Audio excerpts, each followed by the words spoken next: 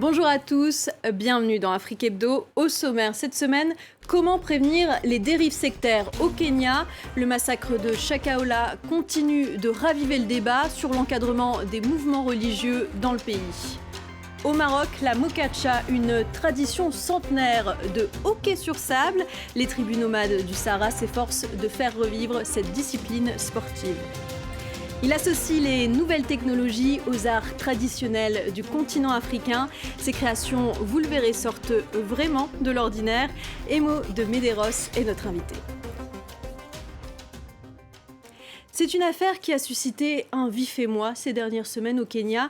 Paul Mackenzie, pasteur de la secte évangélique de l'Église internationale, est accusé d'avoir poussé ses fidèles à pratiquer un jeûne extrême jusqu'à la mort pour se rapprocher de Jésus. Plus de 230 dépouilles ont été retrouvées dans la forêt de Shakahola. Depuis l'arrestation du pasteur en avril dernier, la question du contrôle des cultes religieux fait débat dans ce pays qui compte plus de 4000 églises. Reportage à Nairobi de Bastien Renouy. Dimanche de messe à l'église de la guérison et de l'encouragement. Kennedy Wanyama est agent de sécurité la nuit et pasteur le jour. Il a créé une dizaine de lieux de culte. Le gouvernement kényan n'a aucun problème avec les personnes qui créent des églises.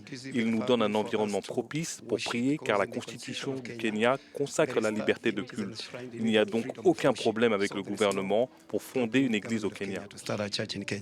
Grâce à cette liberté, il y a des milliers de lieux comme celui-ci dans le pays. La majorité ne pose aucun problème. Mais depuis le mois d'avril, une secte fait la une de tous les médias, l'Église internationale de la bonne nouvelle du pasteur Mackenzie. La mort de centaines de fidèles met en lumière les dérives sectaires qui peuvent survenir quand il n'y a pas de contrôle. De nombreuses voix s'élèvent pour appeler à une plus stricte régulation des cultes, mais difficile de l'accepter pour les responsables religieux. Nous devons nous autoréguler. Nous ne voulons pas être réglementés par le gouvernement.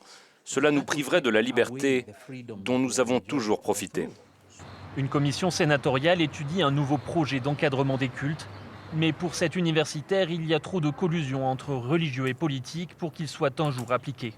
Le gouvernement craint de réguler les religions. C'est un système de contrôle social. Pour contrôler les gens, donnez-leur la religion et ils seront plus faciles à gérer. Ils doivent avoir confiance et obéir. Leur seule option est de croire en Jésus. En 2016, une loi d'encadrement avait suscité une levée de boucliers des églises évangéliques. Depuis, les nouvelles dérives ont forcé le président Ruto à annoncer la fin de l'impunité sans pour autant détailler de mesures concrètes. Dans le sud du Maroc, une poignée de passionnés pratiquent le hockey sur sable.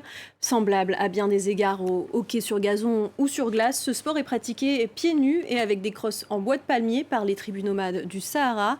Leurs ancêtres y jouaient pendant leur temps libre lorsqu'ils voyageaient en caravane et s'arrêtaient pour se reposer. Récit de Caroline Lambolé. Une balle en laine de dromadaire et des crosses en bois de palmier. Ces nomades tentent de raviver le mokacha, un jeu ancestral encore pratiqué dans le Grand Sud marocain. C'est un héritage ancestral qui a été transmis de père en fils. Nous y jouons depuis des années. Nos ancêtres jouaient à ce jeu pendant leur temps libre, lorsqu'ils voyageaient en caravane et qu'ils s'arrêtaient pour se reposer. Ils fabriquaient la balle avec des poils de dromadaire et les crosses avec les arbres du désert, tout ce qu'ils avaient sous la main. Hamed El Rozlan se situe à la lisière du Sahara, près de l'Algérie. Autrefois, c'était une halte sur la route des caravanes qui menait à Tombouctou. Aujourd'hui, le village est toujours peuplé de nomades, mais de moins en moins de personnes s'intéressent au mokacha. Une tendance qu'essaye de contrer ses joueurs en organisant des compétitions et en encourageant d'autres personnes à les rejoindre. D'autres formes de hockey sur sable sont pratiquées en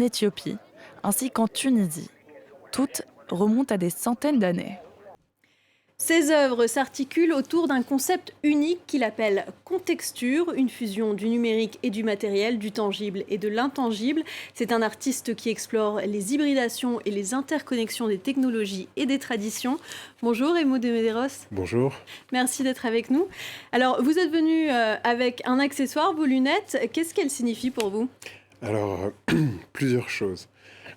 D'une part, c'est un désir de privauté de ma part. La personne privée n'est pas la même chose que l'artiste. Secondo, c'est quelque chose que je trouve plutôt amusant. Et donc, il y a un petit peu aussi une résistance à un côté parfois un peu trop sérieux de l'art contemporain. Mais peut-être plus sérieusement, c'est à la fois une référence, donc une série de références, donc à la fois Léonard de Vinci, à la fois les Black Panthers, à la fois le béret parisien. Et une deuxième chose aussi qui a à voir avec le fait que ça me semble de montrer de manière assez explicite quelle est ma démarche, qui est un peu une démarche cyborg. J'utilise beaucoup, j'utilise dans toutes mes œuvres. Vous êtes un homme robot ? Non, justement, je suis un cyborg, c'est-à-dire un mélange d'organique et de machine. Pas comme les Daft Punk, parce que les gens disent « ouais, c'est comme les Daft Punk ». Non, pas du tout. Non, les Daft Punk ressemblent à des robots et moi, je ressemble à un cyborg. En tout cas, c'est ça l'idée. Et enfin... Et petite précision pour nos téléspectateurs, est-ce que vous me voyez ? Absolument, je vous vois très bien. Et dernière chose, c'est au cas où je n'aurais rien du tout d'intéressant à raconter, au moins visuellement à la télévision, c'est suffisamment inédit pour que ça puisse être intéressant. Alors, vous utilisez un large éventail de médias et de formes d'art, sculpture, texte, vidéo, dessin, photographie, vidéo, installation, musique électronique ou encore tissu appliqué, et j'en passe certainement. Et vous ajoutez toujours justement cette touche de numérique et de nouvelles technologies dans tout ce que vous créez. Oui, écoutez, j'ai une ambition qui est assez simple, qui est de créer de l'art du 21e siècle. Donc, l'art du 21e siècle, ça veut dire un certain nombre de thématiques autour de la matérialité, de l'immatérialité, des questions de l'identité et l'identification, des questions de la question du futur. Est-ce qu'on a un futur en tant qu'espèce ou pas ? C'est un problème qui commence à se poser. Mais aussi, évidemment, les outils, c'est-à-dire que on a Lascaux à l'époque où on avait du fusain, et on a Léonard au moment où il y avait de la peinture, et on a Bill Viola au moment où on a de la vidéo. Et donc, au XXIe siècle, on doit pouvoir faire plus que ce qu'on a fait auparavant. Et donc, voilà, j'utilise vraiment tout l'éventail des outils, que ce soit la réalité étendue, la réalité virtuelle, en gros, la musique, la création, j'utilise aussi l'intelligence artificielle dans certaines œuvres, l'art génératif, j'utilise l'aléatoire, voilà. Donc, La révolution numérique, c'est aussi un thème que vous explorez dans votre installation Android City ? Oui. Oui, en fait, Android City est un projet assez global. Ce qui m'intéressait, c'était d'examiner donc la révolution numérique dans le Sud global, ce qu'on appelle le Sud global, même si l'expression a mauvaise presse en ce moment, ça recouvre quand même une réalité. Les pays du Sud, dont l'Afrique. Mais c'est une œuvre que j'ai filmée au Bénin, au Nigeria, en Tanzanie, au Brésil et en Chine, à Shenzhen, donc qui est un peu le point central de fabrication des smartphones, des objets qu'on utilise. Et ce qui me frappait le plus, c'était cette idée que on parle beaucoup de dématérialisation, mais l'Internet, c'est ce qu'il y a de plus matériel en réalité, parce que c'est ce qu'on tient dans une main. Et sur des milliards d'êtres humains aujourd'hui, un appendice numérique qui est tenu dans une main, et c'est le téléphone. Donc ça m'intéressait de regarder aussi la chorégraphie des mains, que ce soit dans la fabrication des smartphones, dans leur réparation, dans leur utilisation, est quelque chose de transculturel. La transculturalité m'intéresse beaucoup. Vous assemblez donc vos œuvres modernes à des arts et traditions africaines, comme avec l'une de vos œuvres qui est particulièrement originale, qui s'appelle Kaleta. À quoi est-ce que vous faites référence ?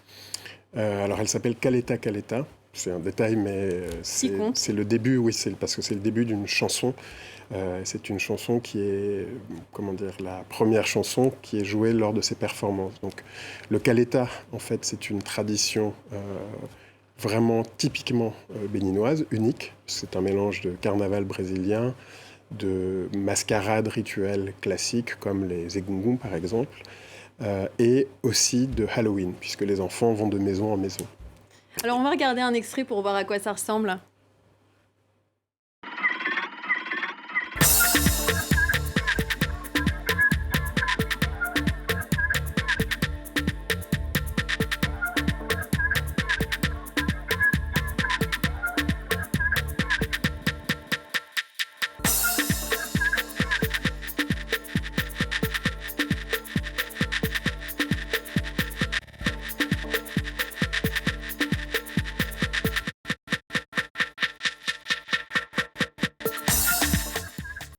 Qu'est-ce que vous voulez montrer avec cette œuvre Caleta Caleta ? Écoutez, tout simplement le fait que la vie est plus forte que la mort et que donc de cette industrie de la mort qui était la traite transatlantique par des gens qui sont revenus du Brésil émerge ce qui est le plus caractéristique de la vie, c'est-à-dire la joie des enfants et le fait que leur créativité infinie. L'une de vos autres œuvres marquantes, c'est cette installation d'électrofétiche que vous aviez exposée au musée du Quai Branly. Vous avez proposé au public de faire une offrande à un électrofétiche à l'aide de leur smartphone. Oui. Expliquez-nous un peu le concept. Simplement, c'était l'idée de mélanger deux choses. D'une part, une approche purement artistique. Donc, il y a identité entre le fait de charger une œuvre artistiquement, comme par exemple du chant avec les ready-made, et ce qu'est la pratique en gros de la personne qui fait qui opère sur l'effort de l'invisible, qui charge des objets, typiquement qu'on appelle des fétiches. Secondo, c'était impliquer le public. Et tertio, il se trouve que ça a produit des effets réels, des anecdotes. J'ai plusieurs anecdotes qui pourraient indiquer que les électrofétiches fonctionnent effectivement. Par exemple, une personne qui a fait un vœu électronique et qui le lendemain a reçu, par un hasard complet, a hérité d'une œuvre d'art africain, d'une statuette, donc d'un fétiche très précieux et très rare, qui lui avait été légué par quelqu'un qui venait de mourir. Votre installation Point de résistance a fait dialoguer Patrice Lumumba, Tupac et le général de Gaulle. Alors ça peut paraître curieux, mais pour moi c'était simplement l'idée d'explorer et d'incarner ce qu'était l'esprit de résistance, que ce soit l'esprit de résistance au nazisme autant que celui au colonialisme ou à une sorte d'oppression raciste dont sont victimes les Afro-Américains par exemple. Merci Maud Medeiros d'avoir été notre invité. Merci pour votre invitation. Et merci à vous de nous avoir suivis. À très vite sur France 24.